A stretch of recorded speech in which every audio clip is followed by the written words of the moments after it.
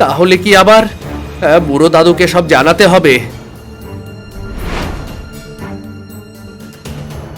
বুড়ো দাদু, আবার সেই অভিশাপ। আমার বাগানের সব ফল পচে গেছে। আর আমি মাছ ধরতে গিয়েছিলাম, জালে শুধু মরা মাছই উঠে এলো।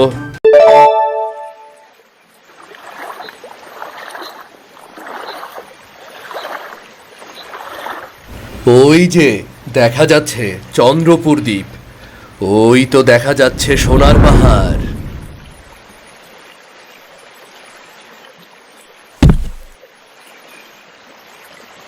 ওরে সোনারে,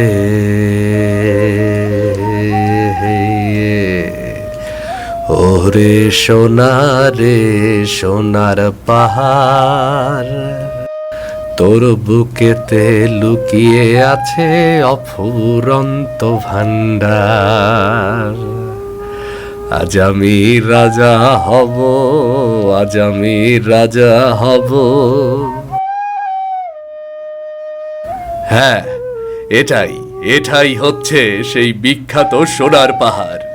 বুড়ো দাদুর কাছে কত গল্প শুনেছি, শুনেই তো লোভে পড়ে গেছি।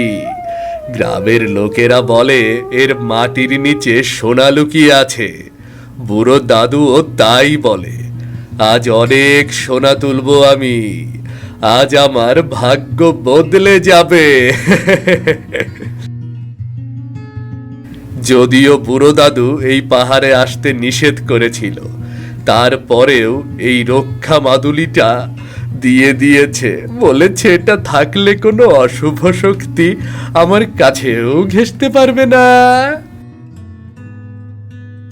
সোনার পাহাড়ের গল্প যত লোভনীয়, এর রহস্য ততটাই ভয়ঙ্কর। সোনার পাহাড়ের তান্ত্রিক, সে এক ভয়ঙ্কর তান্ত্রিক। তবে বুড়ো দাদু বলেছে এই মাদুলি থাকলে কেউ আমার কোনো ক্ষতি করতে পারবে না। সুতরাং ভয়ের কিচ্ছু নেই, কাজ শুরু করে দেই। কে কে ওখানে? কে শব্দ করে? কাউকেই তো দেখছি না, তবে শব্দটা মনে হলো একদম স্পষ্ট শুনলাম। যাগ্গে, তোমরা কারা? কি চাও? না না,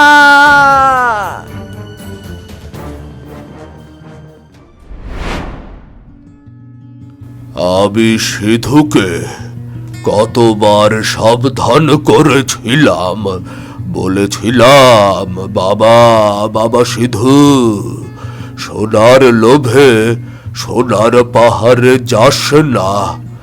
ওখানে এক ভয়ঙ্কর তান্ত্রিক থাকে, তার তন্ত্রের শক্তি অপরিসীম। কেউ বাধা দিলে সে তাকে শেষ করে দেয়। কিন্তু ছেলেটা আমার কোনো কথাই শুনল না, লোভ তার চোখ অন্ধ করে দিয়েছে। বুড়ো দাদু, সোনার পাহাড়ে কি এমন স্বর্ণ আছে? দেখে তো সাধারণ পাহাড়ই মনে হয়। আছে রে রতনা, ওই পাহাড়ে যা আছে তার সামান্য একটুকু যদি কারো ঘরে থাকে, তবে সে বড় লোক। জায়গা মতো মাটি খুঁড়তে পারলেই তাল তাল সোনা। তাই নাকি? হ্যাঁ রে, আমি একবার দেখেছিলাম, বুঝলি। তোরা তো জানিস আমি এককালে জাদুর চর্চা করতাম। ওই সোনার পাহাড়ে একবার একটা গাছ আনতে গিয়েছিলাম। পাহাড়ের মাটি খুঁড়ে গাছটা বের করতেই শেকড়ের সাথে স্বর্ণ উঠে এলো। আমি তো অবাক। তাই নাকি দাদু? হ্যাঁ রে। আচ্ছা, তাহলে তো ওই স্বর্ণের প্রতি যে কারো লোভ হবেই। মাটি খুঁড়তেই যদি স্বর্ণ পাওয়া যায়, তাহলে তো যে কেউ সেখানে যেতে চাইবে। হ্যাঁ, সিধুরও দোষ কি? সবকিছু শুনে তো আমারই যেতে ইচ্ছে করছে। লোভ করিস না, বুঝলি। তোরা লোভ করিস না। ওই তান্ত্রিক কাউকেই ছাড়ে না। তার সাধনায় বাধা দেওয়া মানে নিজের মৃত্যু ডেকে আনা। তান্ত্রিক রে কোনোভাবে কাবু করার কি কোনো পথ নাই? হ্যাঁ, আমিও তাই ভাবছি। চিন্তা করো, মাটি খুঁড়তেই তাল তাল সোনা পেয়ে যাচ্ছি। আমরা তো ধনী হয়ে যাব। হ্যাঁ, গ্রামের কত উন্নতি করতে পারবো ভাবো একবার। আমি আবারও বলছি, লোভের ফাঁদে পা দিও না। সিধু লোভ করেছিল বলেই আবার রক্ষা মন্ত্র সিধুকে সাহায্য করতে পারেনি। তান্ত্রিক নিশ্চয়ই এতক্ষণে ওকে বলি দিয়ে দিয়েছে। কি ভয়ঙ্কর! তাই আমার কথা শোনো, কেউ কখনো সোনার পাহাড়ের দিকে পা বাড়াবে না। আমাদের এই গ্রামেই তো সব আছে, নদীতে মাছ, বাগানে ফল, সবজি, খেতে ফসল, কি নেই আমাদের? শুধু লোভ করে কি হবে? লোভী তো সবচেয়ে বড় শত্রু। ঠিক বলেছেন দাদু, আমরা কেউ ওদিকে যাব না। হ্যাঁ, সোনার পাহাড়ের ভয়ঙ্কর তান্ত্রিকের পাল্লায় আমি কখনোই পড়তে চাই না। বাহ, এবারে তো বেশ ভালো ফলন হয়েছে। এই ফল বাজারে বিক্রি করে বেশ ভালো দাম পাওয়া যাবে। এ কি পচা ফল? তাহলে কি আবার?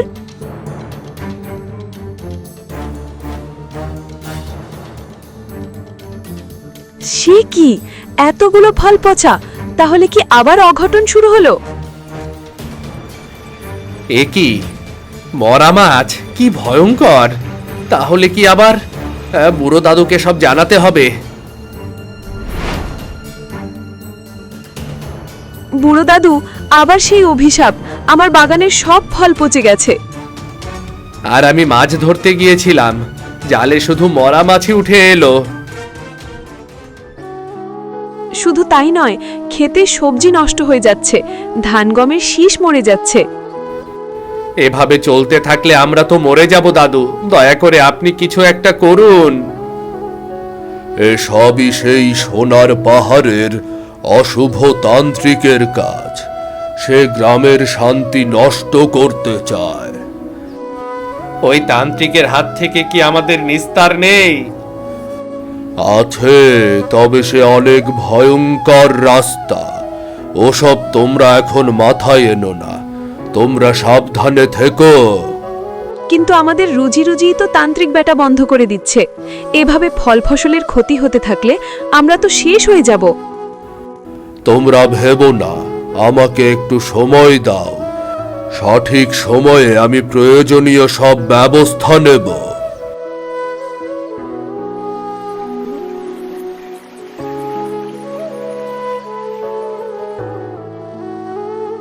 সকল অশুভ শক্তি দূর হয়ে যাও।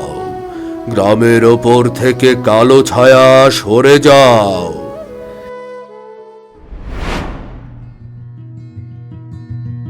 দাদু, আমার সব ফলের গাছ সুস্থ হয়ে গেছে।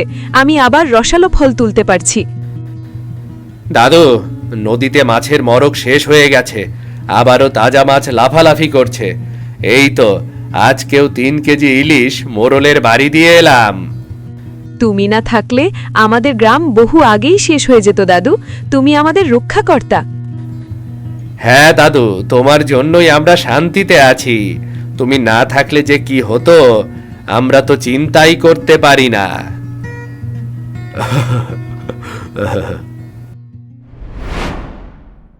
যাই, বাকি আচারগুলো নিয়ে আসি গিয়ে। আরে সিধু, ও সিধু, তুই বেঁচে আছিস? আমি তো আশাই ছেড়ে দিয়েছিলাম।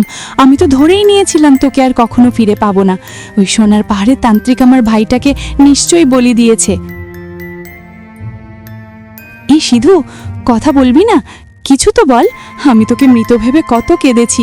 তুই ফিরে এসেছিস, আজ আমার জীবনের সবচেয়ে আনন্দের দিন।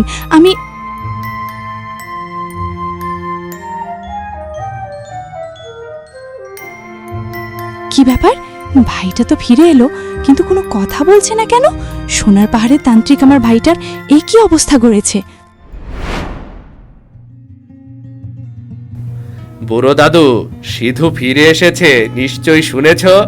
সোনার পাহাড়ের তান্ত্রিক সিধুরে একেবারে বোবা বানিয়ে পাঠিয়েছে। আহা, আমার ভাইটা চুপচাপ তাকিয়ে থাকে, কেবল কোনো কথা বলতে পারে না। আহ আহ সোনার পাহাড়ের তান্ত্রিক খুব হিংস্র এবং অনেক শক্তিশালী। আমি তো অনেকবার সাবধান করেছিলাম। ওই পাহাড়ের সব স্বর্ণ আমাদের, তান্ত্রিক বেটা সব দখল করে বসে আছে। প্রতি বছর আমাদের ফসল নষ্ট হয়, ফল সবজি পচে যায়, মাছ মরে যায়। এর জন্য দায়ী ওই তান্ত্রিক। আমরা আর সহ্য করব না। সন্টুর ছেলে টুনু রক্ত বমি করছে। এইটুকুনি ছেলে শুধু সোনার পাহাড়ের দিকে তাকিয়ে বলেছিল বড় হয়ে ওই পাহাড় থেকে সোনা নিয়ে আসবে, আর তাতেই ছেলেটারে হাল করে দিল। আমার ভাইটা ফ্যাল করে চেয়ে থাকে, কোনো কথা বলতে পারে না। আমরা অনেক সহ্য করেছি, আর সহ্য করব না, আর কিছুতেই না। ওই তান্ত্রিককে শেষ করে দিতে হবে। চলো সবাই, আমরা আজকেই সোনার পাহাড়ে যাই, তান্ত্রিকরে শেষ করে দিয়ে আসি। তাইলে আমাগর গ্রামে আর কোনো সমস্যা থাকবো না। বুড়ো দাদু, আপনি কি কন? বেশ, তোমরা যদি একসাথে থাকো তাহলে ওই ভয়ঙ্কর রাস্তায় যেতে কোনো বাধা নেই। ওই তান্ত্রিক ব্যাটার পরাজয় তাহলে কেউ আটকাতে পারবে না। হ্যাঁ, আমরা সবাই একসাথে আক্রমণ করব। চলো, আমি তোমাদের সাহায্য করব, কিন্তু মনে রেখো সোনার পাহাড়ের তান্ত্রিক কিন্তু খুব ভয়ঙ্কর।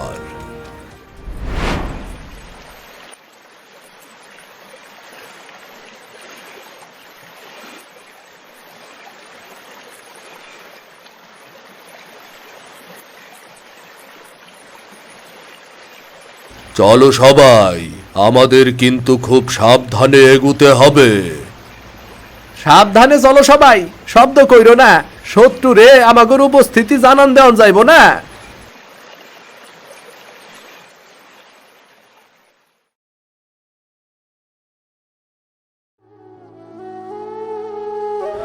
এ কি, অভি আর ছুটকি, ওরা ওরা কোথায় গেল? নিশ্চয়ই ওরা সেই তান্ত্রিকের শিকার হয়ে গেছে। মালতীদি, তুমি কেঁদো না, ওই তান্ত্রিককে শেষ করেই আমরা ঘরে ফিরব। হ্যাঁ, একবার যখন এসেছি তখন আমরা প্রতিশোধ না নিয়ে যাব না। চলো চলো, ধীরে ধীরে এগুই চলো।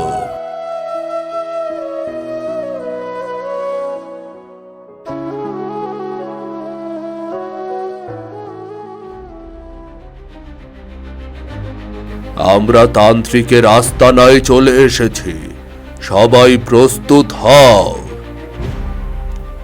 আমরা প্রস্তুত। দেখলে তো ওই তান্ত্রিক কত ভয়ঙ্কর শক্তির চর্চা করে। সে কিছুতেই হার মানবে না। আমাদের বাধা দেওয়ার জন্য সে অনেক কিছু করবে, কিন্তু আমাদের খুব সতর্ক থাকতে হবে, খুবই সতর্ক।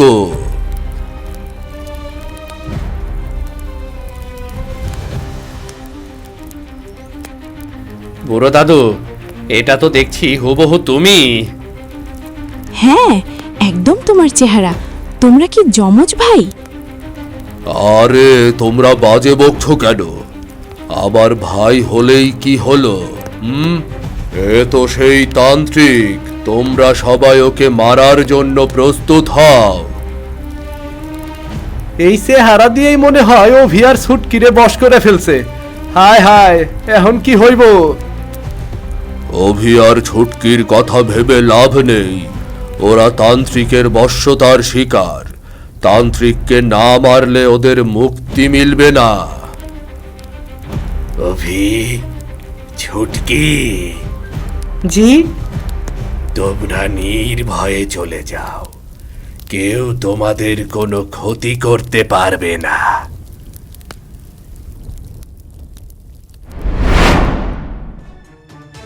অভি, সুটকি, তোরা ঠিক আছিস তো? হ্যাঁ, আমরা একদম ঠিক আছি। আমাদের ছেলেমেয়েদের তুলে নিয়ে গেছে। এই ব্যাটাকে শেষ না করা পর্যন্ত আমাদের শান্তি হবে। আমি কোনো অশান্তি চাই না। আমি শুধু নিরিবিলিতে আমার তন্ত্র সাধনা করতে চাই। তোমরা আমাকে বিরক্ত করো না, শান্তিতে ফিরে যাও। মিথ্যা কথা, তন্ত্র সাধনা না ছাই। ও আমাদের ক্ষতি করার জন্য কালো জাদু করছে। ভালো জাদুর চর্চা কি ওকে দিয়ে হবে নাকি? আচ্ছা, কে কালো জাদুর চর্চা করে সেটা নিয়ে কথা বলতে চাই না। তোমরা চুপচাপ চলে যাও, আমাকে শান্তিতে থাকতে দাও। সবাই চুপ করে দাঁড়িয়ে আছো কেন? আক্রমণ করো, আক্রমণ! তান্ত্রিক, আজ তোর দিন শেষ। খবরদার!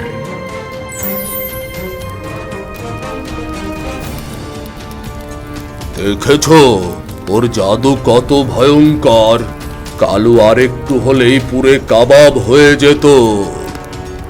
খবরদার, কেউ আমার শান্তি নষ্ট করবে না, তাহলে আমি কিন্তু কাউকে ছাড়ব না, কাউকে না। তোমরা কি করছো? থামো, সবাই থামো তোমরা। সিধু, হ্যাঁ, আমি কথা বলতে পারি। আমি সুস্থ হওয়ার জন্য একটা ওষুধ খেয়েছিলাম। এতদিন সেটার প্রভাবেই চুপ ছিলাম। আজ তার প্রভাব কেটে গেছে। তাই নাকি? তাহলে কি?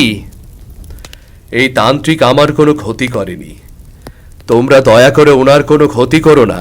এই তান্ত্রিক খুব ভালো মানুষ, উনি আমার প্রাণ বাঁচিয়েছেন। দেখো তোমরা, সিধুকেও কেমন বশ করে নিয়েছে। সিধুদা সত্যিই বলছে, ওই তান্ত্রিক দাদা খুবই ভালো, উনি আমাদের কোনো ক্ষতি করেননি। আমরা গাছে মজার মজার ফল দেখে সেগুলো খেতে গিয়ে পেছনে পড়ে গিয়েছিলাম। আমরা পথ হারিয়ে ফেলেছিলাম। উনি আমাদের খুঁজে বের করেছিলেন, আমাদের অভয় দেন আর জানান কিছুক্ষণের মধ্যেই তোমরা আমাদের খুঁজে পাবে। শোনো সবাই, আসল সত্যিটা তোমাদের জানা দরকার। সেদিন না না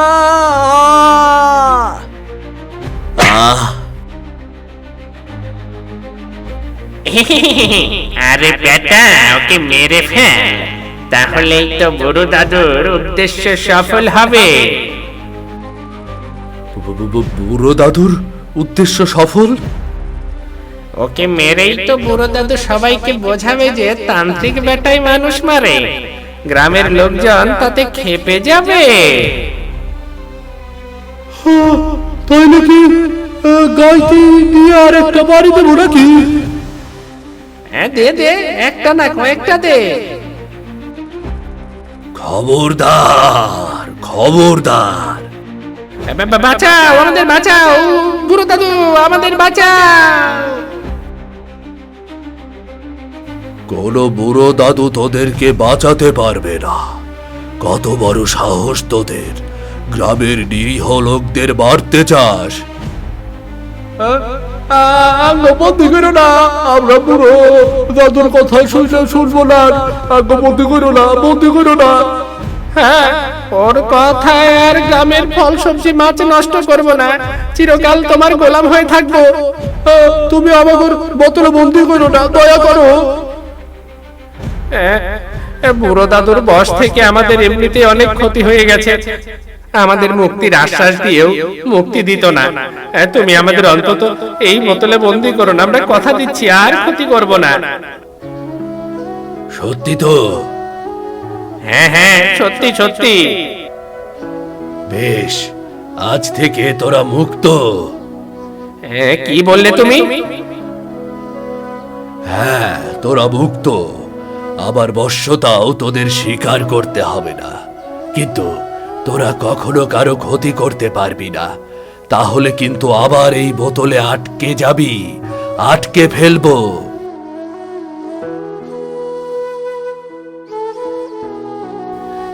সত্যি আমরা মুক্ত? হুররে হু! চলো আমার আস্তানায় চলো, তোমার চিকিৎসা প্রয়োজন। আপনি আপনি সেই সোনার পাহাড়ের তান্ত্রিক, কিন্তু আমি তো শুনেছিলাম। ওসব কথা থাক, চলো তুমি আমার সাথে, চলো। তান্ত্রিকের সেবায় আমি ধীরে ধীরে সুস্থ হয়ে উঠি। তোমরা কি এখনো বুঝতে পারছো না আসল অপরাধীকে? আসল অপরাধী তোমাদের এই বুড়ো দাদু। মিথ্যে কথা, মিথ্যে কথা, মিথ্যে কথা। তান্ত্রিক ওকে বশ করে রেখেছে। মিথ্যে তান্ত্রিক বলেনি, তুমি বলছো। তুমি এসব অশুভ ছায়া দিয়ে আমাদের গ্রামের ক্ষতি করতে, সোনার পাহাড়ের গল্প শুনিয়ে সবার মধ্যে স্বর্ণের লোভ জাগিয়ে দিতে। মিথ্যে কথা। তুই যে সত্যি বলছিস তার প্রমাণ কি? ওই যে দেখো দেখো, বুড়ো দাদু এসেছে। বেটাকে পেয়েছি, আজকেই ধোলাই দেবো ভালো মতো। তোরা কি জবান বন্ধ হয়ে গেল? আরে কি আশ্চর্য, এরা তাহলে বুড়ো দাদুর পোষা শক্তি। সিধু সত্যিই বলেছে। তাহলে এই বেটাই যত নষ্টের গোড়া। এই বুড়ো দাদু আর তান্ত্রিক যমজ ভাই। তান্ত্রিক শুভ জাদুর চর্চা করত, আর এই হিংসুক ভাই অশুভ জাদুর চর্চা শুরু করে। গুরুজি একে আস্তানা থেকে বের করে দেয়াতে সে তান্ত্রিকের ওপর ক্ষেপে যায় আর নানাভাবে তার ক্ষতি করার চেষ্টা করে। হ্যাঁ, একদম সত্যি। সোনার পাহাড়ে কোনো সোনা নেই, এই বেটা মিথ্যে গল্প বলতো। সেই বুড়ো দাদুই আমাদের দিয়ে ফল সবজি নষ্ট করত, মাছ মারতো, আর সব দোষ তান্ত্রিকের ওপর চাপিয়ে দিত, যাতে সবাই তান্ত্রিকের ওপর ক্ষেপে যায়। আর ওই তান্ত্রিক যখন শুভ জাদু করে সব ঠিক করে দিত, সব কৃতিত্ব নিত এই বুড়ো দাদু। কি এত বড় শয়তান! তুমি আমাগর ঠকাইছ। অথচ আমরা তোমাকে কত বিশ্বাস করতাম। হ্যাঁ, আমি তোমাদের ঠকিয়েছি, মিথ্যা বলেছি। এছাড়া আমার করার কিছুই ছিল না। আমাদের দুই ভাইয়ের চেহারা এক, তবুও ছোটবেলা থেকে আমার ভাই সবার আদর পেয়েছে, সবার আদরে ছিল। এমনকি তন্ত্র সাধনায়ও আমার দিক থেকে এগিয়ে ছিল। কেন? সব সম্মান ও কেন পাবে, আমি কেন পাবো না? এবার তোমার আমরা বাঁচালে হাবু বাসা। হ্যাঁ, আটকে রেখে আমাদের অনেক কষ্ট দিয়েছো তুমি, এবার তার ফল ভোগ করবে। না না, ছেড়ে দাও আমাকে, ছেড়ে দাও, ছেড়ে দাও। আপনি আমাদের ক্ষমা করে দিন, আমরা অনেক বড় ভুল করেছি। তোমাদের তো কোনো দোষ ছিল না, তোমরা ক্ষমা চাইছো কেন? তোমরা ভালো থেকো, আমি তোমাদের আশীর্বাদ করছি। মনে রেখো, এই সোনার পাহাড়ে সোনা নেই, কিন্তু শান্তি আছে, আর সেটা সোনার চাইতেও মূল্যবান। তাই সব সময় নিজেদের মধ্যে শান্তি বজায় রাখবে, কেমন? আমরা ভুল করেছি, সবচাইতে মূল্যবান জিনিসটির মূল্যই ভুলে গিয়েছি। শান্তির চাইতে মূল্যবান আর কিছুই নেই। আমরা কথা দিচ্ছি, সব সময় নিজেদের মধ্যে শান্তি বজায় রাখব।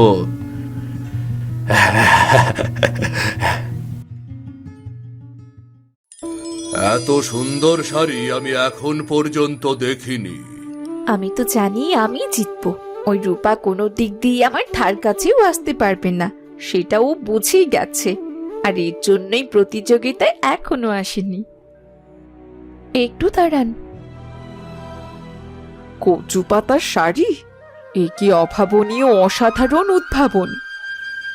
এ তো অসাধারণ, প্রকৃতির সাথে এমন মিল। আর এই শাড়ি বৃষ্টিতেও নষ্ট হবে না।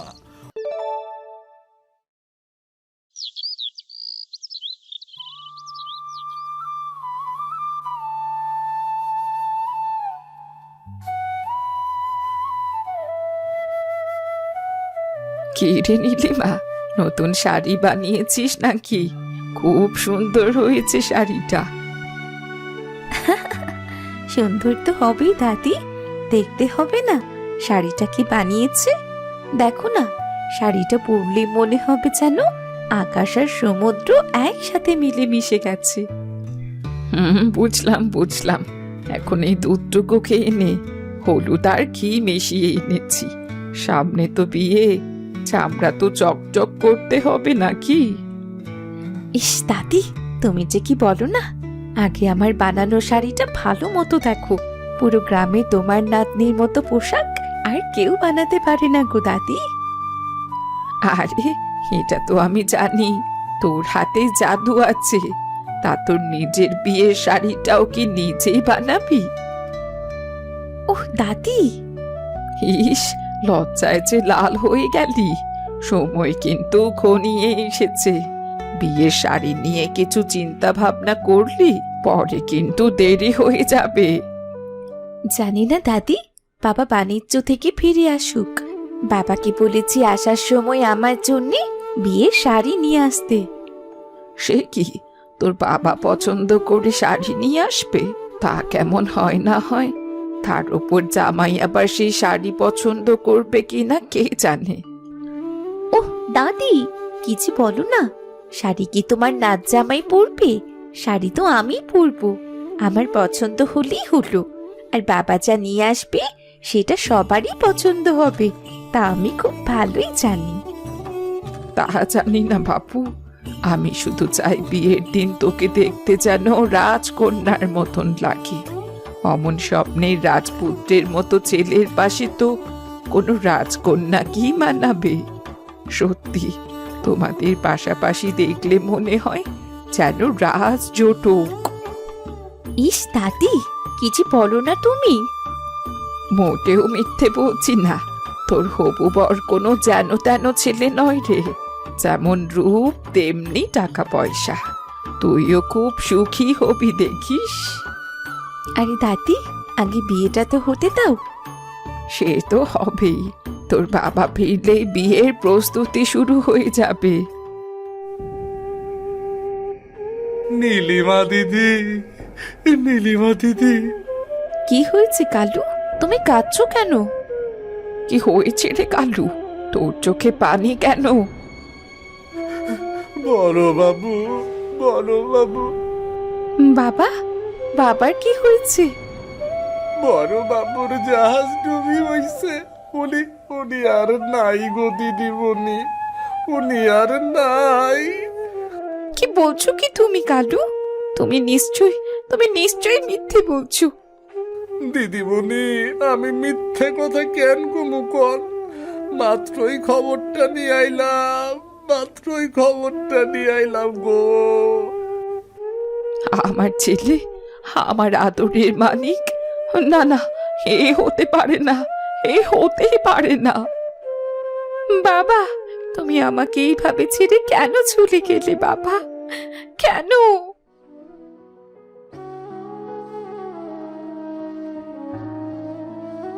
নীলিমা। আরে দাদি, এসো, ভেতরে এসো। সারাদিন কি মন খারাপ করেই বসে থাকবে? কতদিন তোর মুখে হাসি দেখি না।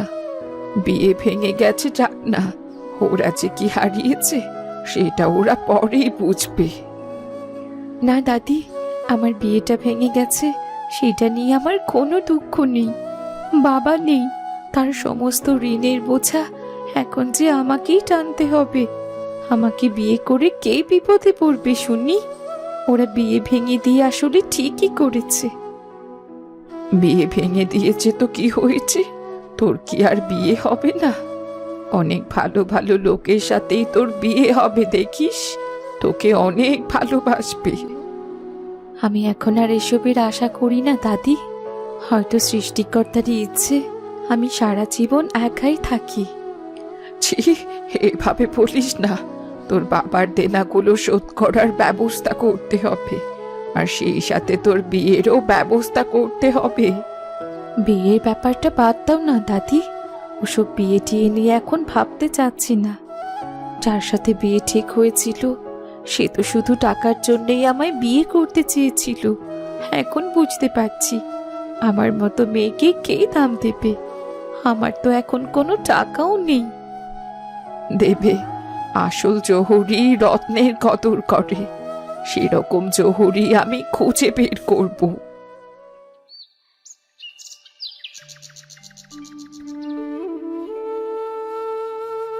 রত্না, তুমি তো আমাদের এখানে অনেক দিন ধরেই কাজ করছো। নীলিমাকে তো তুমি চেনোই, ওর রাগ একটু বেশি হলেও মনটা ভালো। তুমি ওর জন্য একটা ভালো ছেলের খোঁজ দাও না মা। কাকিমা, ছেলের খোঁজ তো আছে অবশ্য। নাম রুদ্র, ভালো ছেলে, পড়াশোনায়ও খুব আগ্রহ, ছেলেও খুব সৎ। বেচারার বাবা মা নেই, আর সে খুব গরিব। গরিব? তাহলে তো ঘর জামাই হিসেবে রাখলে আমাদের দেখাশোনা করতে পারবে। হ্যাঁ কাকিমা, এটা অবশ্য ভালোই বলেছেন, কিন্তু নীলিমা কি মানবে? কোথায় বড়লোক বাড়ির মেয়ে আর কোথায় গরিব ঘরের ছেলে? মানবে না কেন? আমি তো আছি, আমি নীলিমাকে রাজি করাবো। ছেলে গরিব হয়েছে তো কি হয়েছে, ছেলে যদি ভালো মানুষ হয় তবে আমার কোনো আপত্তি নেই। আর ছেলের বাবা মা নেই, বাবা মা তো নীলিমাও হারিয়েছে, সে নিশ্চয়ই নীলিমার দুঃখ বুঝতে পারবে। তা আপনি অবশ্য ঠিকই বলেছেন কাকিমা। তুমি আর দেরি করো না, ছেলেটার সাথে কথাবার্তা বলার ব্যবস্থা করো।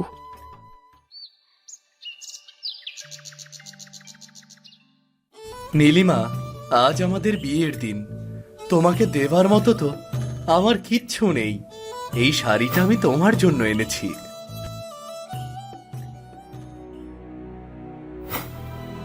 এ কি নীলিমা, শাড়িটা তুমি ছুঁড়ে মারলে কেন? শোনো, আমি তোমায় নিজের ইচ্ছে বিয়ে করিনি, বুঝলে? শুধুমাত্র দাদির কথায় আমি তোমাকে বিয়ে করেছি। এই সস্তা শাড়ি দিয়ে আমার সাথে ভাব জমানোর চেষ্টা করে কোনো লাভ নেই। তুমি আমার কাছ থেকে 100 হাত দূরে থাকবে। নীলিমা, আমি জানি এই বিয়ে তুমি চাওনি, কিন্তু কথা দিচ্ছি আমি তোমাকে সুখী করার চেষ্টা করব। সুখী? তুমি আমাকে সুখী করবে? তুমি নিজেই তো কতটা অসুখী। এতটা অসুখী হয়েছ বলেই তো ঘর জামাই হয়ে বসে আছো। সেটা তো আমি তোমার দাদির অনুরোধে হয়েছি। তিনি তোমাকে চোখের আড়াল করতে চান না। ওসব বাজে কথা। তোমার মতো গরিব ঘরের ছেলেরা নিজেদের লাভ ছাড়া কখনো কিচ্ছু করে না। শোনো, তুমি কাগজে কলমে আমার স্বামী হতে পারো, কিন্তু তার মানে তুমি আমার মনে জায়গা কখনো পাবে না। আমি ধনীর মেয়ে, আর তুমি একটা গরিব ছেলে। তুমি এইটা ভুলে যেও না।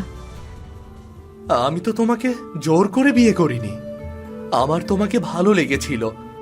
তোমারও যেমন কেউ নেই, আমারও কেউ নেই, তাই মায়ায় পড়ে। মায়া? মায়ায় পড়ে কি তুমি একেবারে ঘর জামাই হতে চলে এলে, তাই না? তোমার সাথে কথা বলে আমি সময় নষ্ট করতে চাচ্ছি না। আমি ঘুমোবো। সরো তো সরো, আমার বিছানা থেকে সরো বলছি। ঠিক আছে, আমিও দেখছি, আমারও সময় আসবে। হয়তো একদিন তুমি নিজেই বুঝতে পারবে যে টাকা ছাড়াও মানুষের অনেক কিছু থাকে।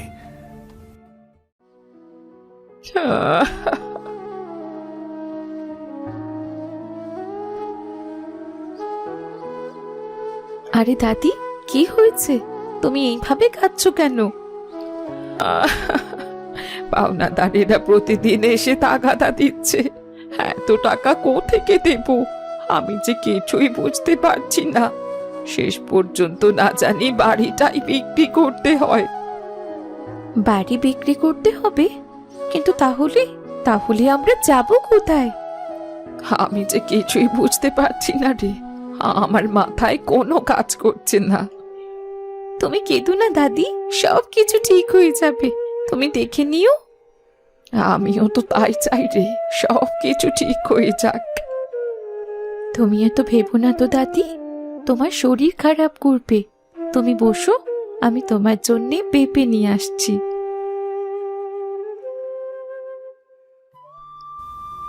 সুখবর, সুখবর, সেরা দর্জি প্রতিযোগিতা অনুষ্ঠিত হতে যাচ্ছে।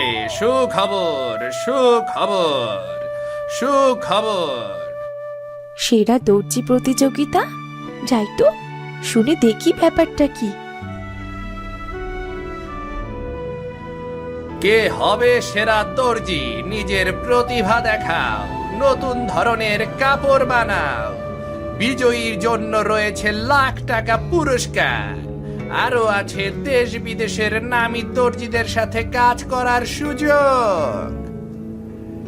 বাহ, দারুণ তো। বিজয়ীর তৈরি কাপড় শহর বন্দরের দামি দামি দোকানে বিক্রি করা হবে, বড় বড় ব্যবসায়ীরা বিক্রি করতে সাহায্য করবে। সুখবর, সুখবর।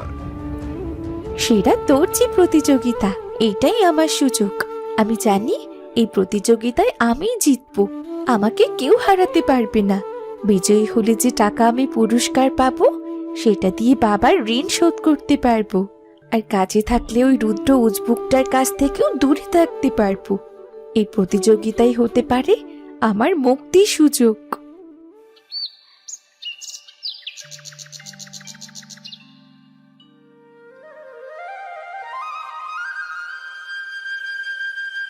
নীলিমা, বলো। তুমি সারাদিন মন খারাপ করে বসে থাকো, চলো আজ তোমাকে বেড়াতে নিয়ে যাই। আমাকে বেড়াতে নিয়ে যাবে? তা কোথায় নিয়ে যাবে শুনি? আমার এক বন্ধু আছে, নতুন বিয়ে করেছে, সে আমাদের দাওয়াত করেছে, চলো তার বাড়ি থেকে বেরিয়ে আসি। আমি তো আগেই বুঝতে পেরেছিলাম যে তুমি এমন কোনো জায়গাতেই আমাকে নিয়ে যাবে। তা তোমার বন্ধু নিশ্চয়ই তোমার মতো খরচামাই। নীলিমা, তুমি আমাকে যা বলার বলো, আমার বন্ধুকে কিছু বলো না। বেশ তো, আমি তোমার বন্ধুকে কিচ্ছু বলবো না, কিন্তু কান খুলে শুনে রাখো, আমি তোমার সাথে কোথাও যেতে চাই না। জানা নীলু, জামাই কোথায় নিয়ে যেতে যাচ্ছে, যা ঘুরে আয়, দেখবি তোর ভালো লাগবে। উফ দাদি, তুমি আবার শুরু করলে।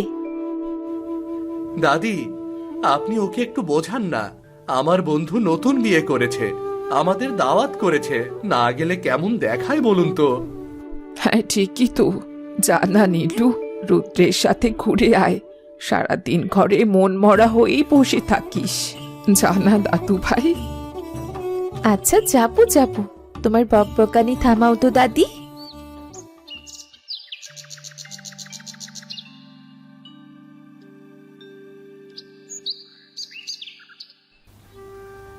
কোথায় সব?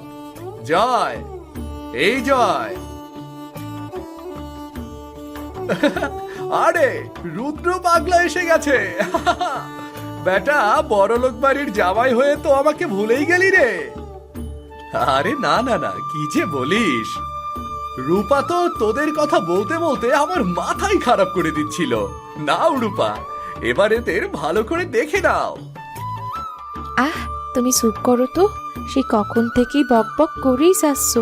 ভাবি, ভাই, আপনারা ভেতরে চলুন, বিশ্রাম নেবেন, আমি আপনাদের জন্য শরবত বানাচ্ছি।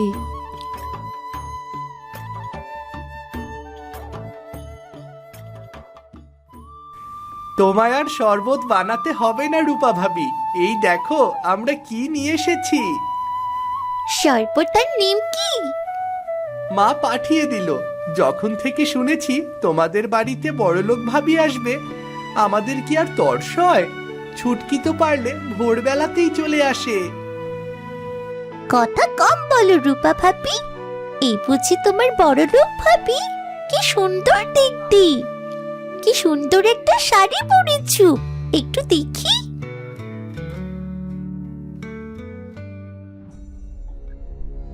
এই খবরদার, তোমার ওই নোংরা হাত দিয়ে আমার শাড়ি ছোবে না বলছি, দূরে দাঁড়িয়ে চুপচাপ দেখো। বড়লোক ভাবি, তুমি রাগ করছো কেন? আমি তো তোমাকে বিরক্ত করতে চাইনি, শুধু শাড়িটাই দেখতে চেয়েছিলাম। এ মানে সুটকি, ভাবি তো অনেক দূর থেকে এসেছেন, উনি ক্লান্ত, একটু বিশ্রাম করুক। ও আচ্ছা, তোরা পরে আয়, সবাই মিলে গল্প করব, কেমন? আচ্ছা ঠিক আছে ভাবি, আমি তাহলে যাই এখন, পরে আবার আসবো। আচ্ছা ঠিক আছে ভাবি, তাহলে আমরা এখন যাই, পরে আসবো।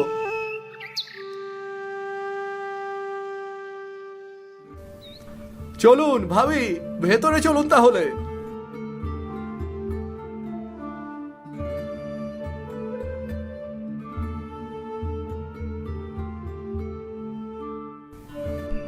ভাই ভাবি নিন, পিঠা বানিয়েছি, কি দেখুন না কেমন হয়েছে। আমার আসলে খুব গরম লাগছে, আমি একটু উঠোনে যাচ্ছি। নীলিমার মনে হয় শরীরটা ভালো লাগছে না, আমি গিয়ে দেখছি।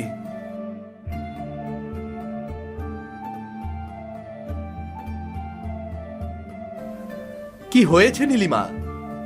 এই গরিবের বাড়িতে আমি 1 মিনিটও থাকতে পারছি না। চলো তো, তাড়াতাড়ি বাড়ি চলো। অন্তত একটু পিঠা খেয়ে যাও নীলিমা, রূপা অনেক কষ্ট করে বানিয়েছে। আমি এই পিঠা খাবো? এসব পিঠা গরিবরা খায়, কিভাবে বানিয়েছে তা কে জানে, দেখেই তো গা গুলাচ্ছে।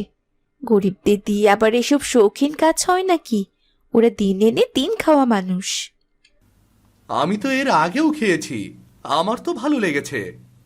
তোমার তো ভালো লাগবেই, তুমি তো সারা জীবন এগুলোই খেয়েছো।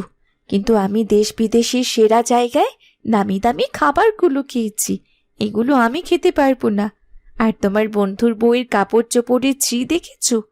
আর আমাকে দেখো, এসব লোক সৌন্দর্য শৌখিনতার রুচি কি করে বুঝবে? ভাবি, আমরা গরিব হতে পারি, কিন্তু সৌন্দর্যবোধ আমাদেরও আছে। আমরাও জানি কি করে নকশি কাঁথা তৈরি করতে হয়, কি করে তাঁতের কাপড় বুনতে হয়। আমরা জানি কি করে সুন্দর করে পিঠা পায়েসের ডালা সাজাতে হয়। এতে অহংকার করার কি আছে ভাবি? আচ্ছা, আমার শাড়ি দেখো আর তোমার শাড়িটা দেখো।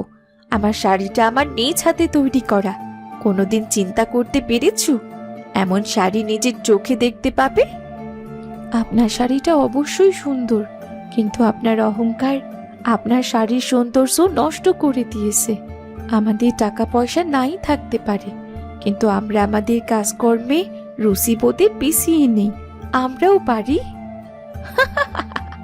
বেশ তো, এতই যদি পটু হও তাহলে সেরা দর্জি প্রতিযোগিতায় নাম দাও, আমিও অংশগ্রহণ করছি, দেখি কে জেতে। ঠিক আছে, আমিও অংশগ্রহণ করব, দেখা যাক শেষ পর্যন্ত কে জেতে। আমার এই শাড়ি দেখলে সবাই অবাক হয়ে যাবে, আমি জানি। এটা আমার সেরা কাজ। আমার শাড়িটা হয়তো খুব বেশি দামি দেখাবে না, কিন্তু এতে আমার পরিশ্রম আর ভালোবাসা আছে। কি বলছো রূপা? এত সুন্দর শাড়ি আমি আগে কখনো দেখিনি। নকশাগুলো যেন আমাদের গ্রামীণ জীবনের গল্প বলছে। আমি জানি তুমিই জিতবে।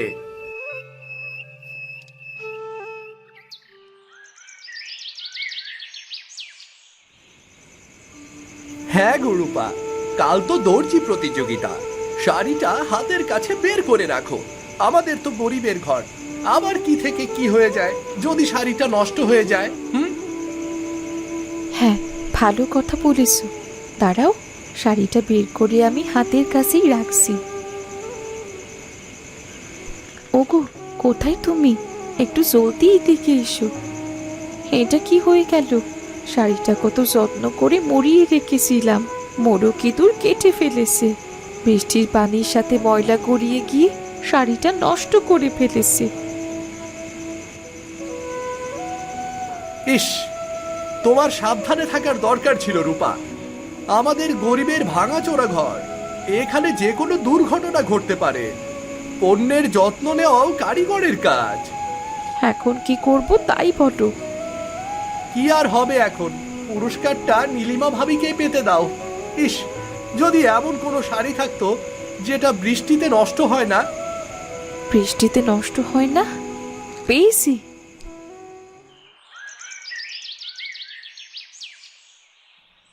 তাহলে সবাই তৈরি তো? প্রতিযোগিতা শুরু হচ্ছে। আপনারা নাম্বার অনুযায়ী এক এক করে আসতে থাকুন। বাহ, চমৎকার! এত সুন্দর শাড়ি আমি এখন পর্যন্ত দেখিনি। আমি তো জানি আমি জিতবো। ওই রূপা কোনো দিক দিয়ে আমার ধার কাছেও আসতে পারবে না, সেটা ও বুঝেই গেছে। আর এর জন্যই প্রতিযোগিতায় এখনো আসেনি। একটু দাঁড়ান। কচু পাতার শাড়ি, এ কি অভাবনীয় অসাধারণ উদ্ভাবন! এ তো অসাধারণ, প্রকৃতির সাথে এমন মিল, আর এই শাড়ি বৃষ্টিতেও নষ্ট হবে না, হালকা, আরামদায়ক এবং সতেজ। আমরা খুব সম্ভবত আমাদের বিজয়ীকে পেয়ে গেছি।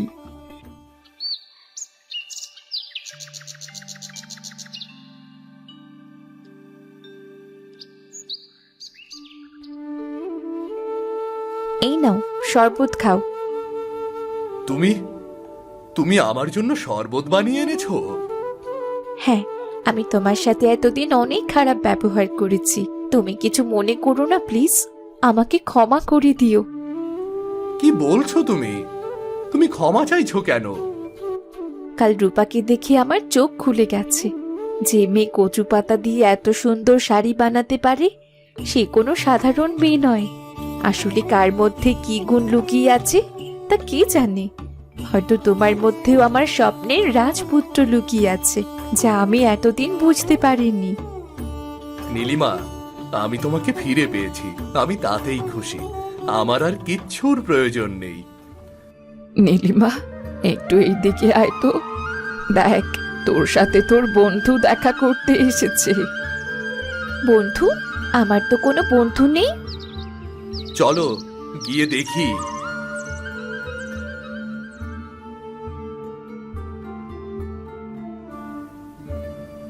আরে রূপা, তুমি? ভাবি, আমি জিতেছি ঠিকই, কিন্তু এটা জানি আসলে এটা তোমার অনেক বেশি দরকার। টাকাটা নিলে আমি খুব খুশি হব ভাবি। আরে না না, এসব কি বলছো? আমি তোমাদের টাকা কেন নেব বলো তো? আসলে আমার একটা উদ্দেশ্য আছে। আমি চাই আমরা দুজন মিলে শাড়ি বানিয়ে ব্যবসা করি। আমি তোমার মতো তো পারবো না, কিন্তু তোমার কাছ থেকে শিখে নেব না হয়। মনে করো এই টাকাটা সেটার জন্যেই তোমার গুরু দক্ষিণা। ধন্যবাদ রূপা, তুমি শুধু প্রতিযোগিতায় জেতোনি, আমার অহংকার আর অন্ধত্ব তুমি দূর করে দিয়েছো। চলো আমরা সবাই একসাথে কাজ করি।